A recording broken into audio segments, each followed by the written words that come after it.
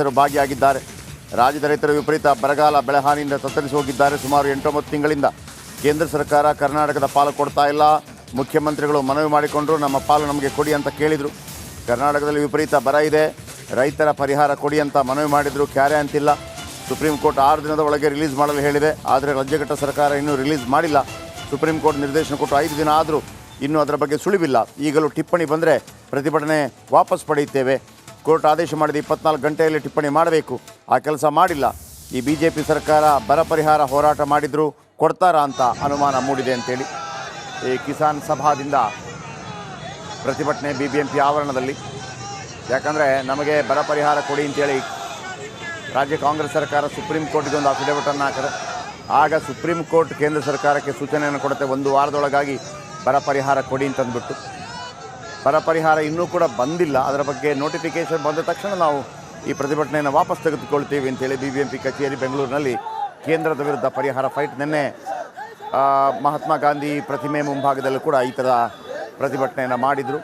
ಅದಕ್ಕಿಂತ ಮೊದಲು ನನ್ನ ತೆರಿಗೆ ನನ್ನ ಹಕ್ಕು, ಇದು ಕೂಡ ಪ್ರತಿಭಟನೆಗಳಾಗಿತ್ತು.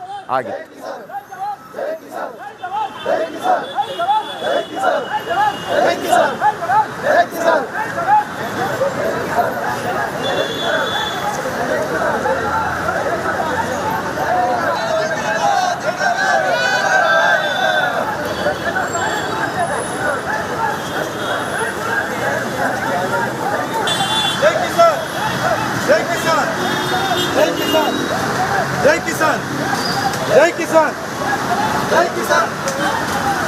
ನೋಡಿ, ಇವತ್ತು ರಾಜ್ಯದ ರೈತರು ವಿಪರೀತ ಬರಗಾಲ, ವಿಪರೀತ ಬೆಳೆಹಾನಿ, ನಷ್ಟದಿಂದ ಇವತ್ತು ತತ್ತರಿಸಿ ಹೋಗಿದ್ದಾರೆ.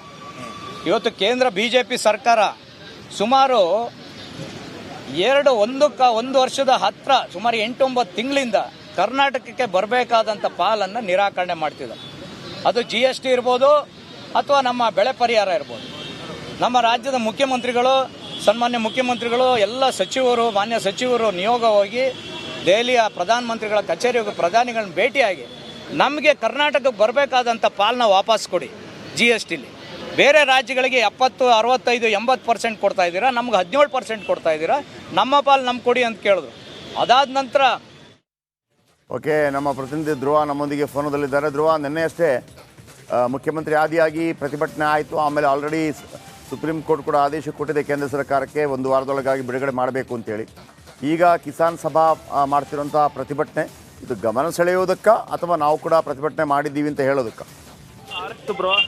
ಇಲ್ಲ ಏನಾಗಿಲ್ಲ ಸರ್, ಬಂದಿಲ್ಲ ಅಂದರೆ ಫೋನ್ ಕೊಟ್ಟರೆ ಆಯ್ತು. ಓಕೆ, ಥ್ಯಾಂಕ್ ಯು ನಿಮ್ಮೆಲ್ಲ ಅಪ್ಡೇಟ್ಸ್ಗೆ.